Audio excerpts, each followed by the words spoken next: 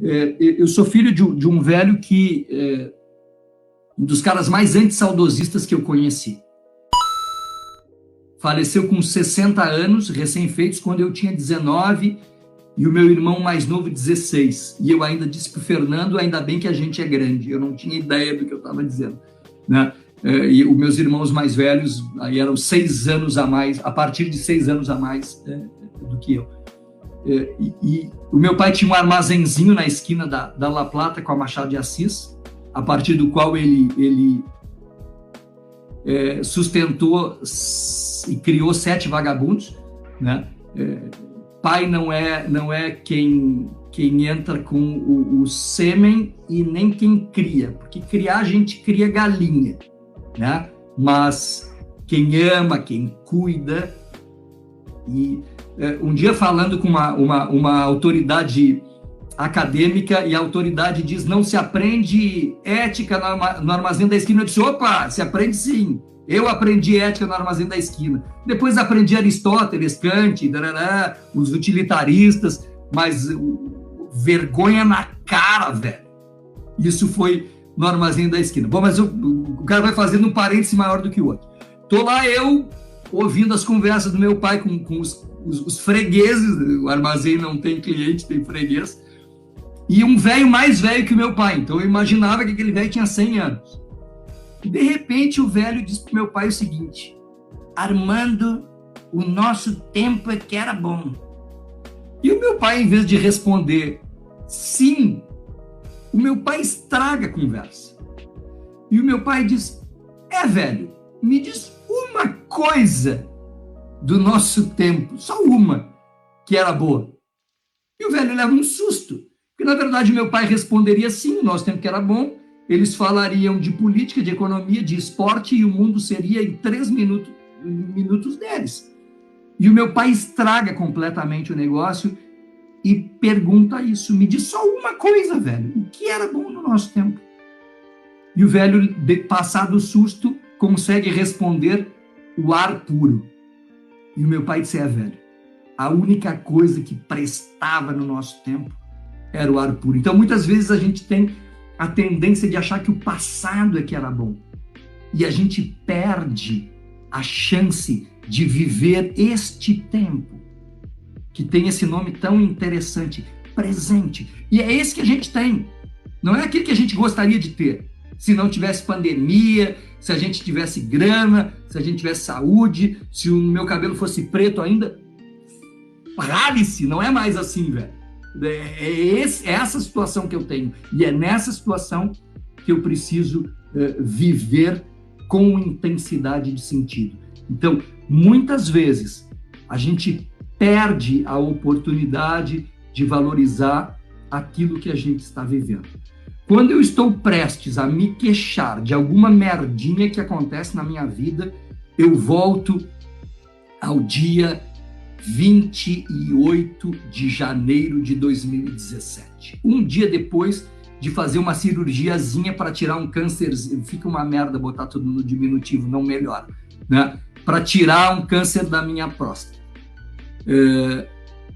O que eu queria no dia 28, o meu objetivo era mexer as pernas. Não fui muito bem sucedido. No dia 29, eu já estava... O objetivo era maior, era sentar, também não deu certo. Quando chega a moça lá no hospital de clínicas e diz: seu Luciano, vamos tomar um banho. Eu digo: que banho, minha filha, eu não consigo me mexer. Não tem problema, vira, né? Água com sabãozinho, enxágua e seca e ok, velho. No dia 30, eu estava tomando banho sentado sozinho. E no dia 31, aí eu estava completamente valente, eu estava tomando banho em pé. Essa experiência de num dia, o teu objetivo é caminhar, não é caminhar, é mexer as pernas. No outro é sentar. Aí a gente se dá conta do que a gente tem sempre, que a gente não presta atenção. Quer dizer, aquelas coisas mais simples da vida, que a gente passa completamente batido por elas. Quando a gente chega em casa e não tem água ou luz, a gente vê a importância daquilo que a gente vive cotidianamente e não se importa. Então, eu penso que um olhar mais atento para o que a gente está vivendo é importante. E para as oportunidades que o tempo presente nos concede. Eu fiquei muito tempo nessa segunda parte aí, que é o que o mundo nos oferece, né? A primeira, os valores criadores ou criativos é o que eu faço pelo mundo. A segunda, o que eu recebo do mundo. Os valores vivenciais ou experienciais. A amizade, o amor, a arte, a música, muito especialmente. E tem uma terceira forma que Frankl fala da gente encontrar sentido na vida, que são os valores atitudinais. Tem momentos na vida em que tu não tem força para dirigir a vontade de sentido para fora de ti. Aquilo que o mundo está te oferecendo também não está legal. É como a gente se coloca diante do sofrimento inevitável. Não é buscar sofrer. Buscar sofrer é psicopatológico, precisa ser tratado.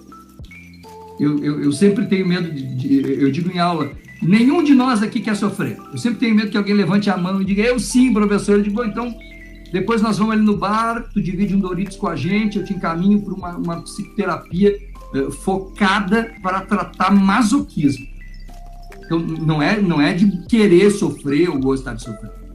Mas tem, e eu lamento informar a juventude, que o sofrimento fará parte da nossa vida, pequeno, médio, grande, bem grandinho, às vezes. E aí a gente precisa dar uma resposta ao que a vida nos coloca. Na contracapa do livro do Frankl, eles destacaram uma parte que fala disso. Dostoiévski afirmou certa vez, temos somente uma coisa, não ser digno do meu tormento.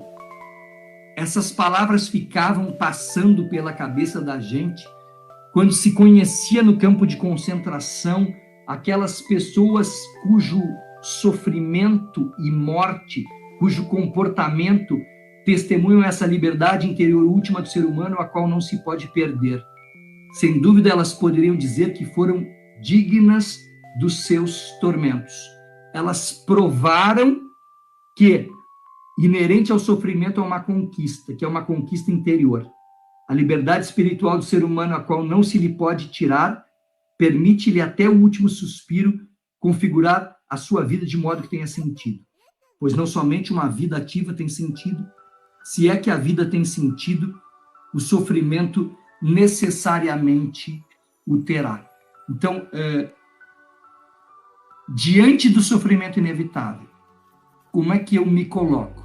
E Frankl diz, muitas vezes, não podendo mudar a realidade que me circunda, está nas minhas mãos mudar a mim mesmo. Quer dizer, muitas vezes eu não posso controlar a direção e a força dos ventos, mas está nas minhas mãos posicionar as velas do meu barco, do barco da minha vida. Eu acho que é bem importante a gente ter isso presente. A nossa sociedade, e eu preparei isso para dizer para o Contardo Caligares quando ele veio, e aí na palestra ele me quebrou, eu tive que mudar, né?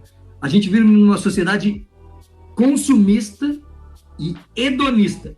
E a tese do Contardo é, nós não vivemos numa sociedade hedonista, né? Tu faz promessa sempre para não comer chocolate, não para se empanturrar de chocolate, né? Ok, eu entendi o ponto de vista dele, mas eu penso o seguinte, a nossa sociedade, se a pessoa, se a criatura não consome e não goza não pode dizer professor, muito, né? Enfaticamente, portentosamente, ela é uma desgraçada.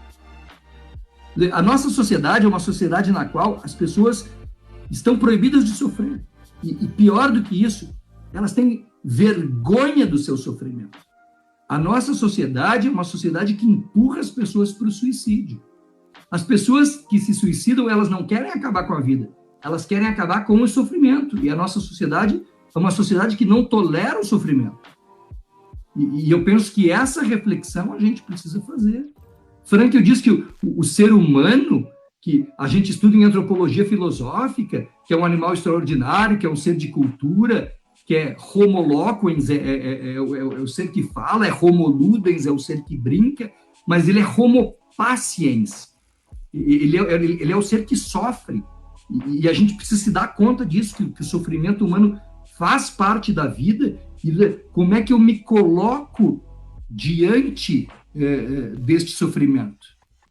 E eu acho que Frankl traz isso de uma maneira muito enfática, muito contundente, e num tempo de tanto sofrimento como esse que a gente vive, eu acho que a palavra de Frankl e da logoterapia, ela vem como um alento, né? Eu acredito que a gente precisa discutir a questão do sofrimento humano, que é uma coisa que, cedo ou tarde, atinge todo mundo. Agradeço muito você que assistiu até aqui. Então, por favor, deixa um like, um comentário, se inscreve no canal, ativa o sininho e, se puder, por favor, seja membro do canal. A partir de R$ 1,99 você ajuda com essa pequena contribuição, faz uma grande diferença para a filosofia hoje no Brasil.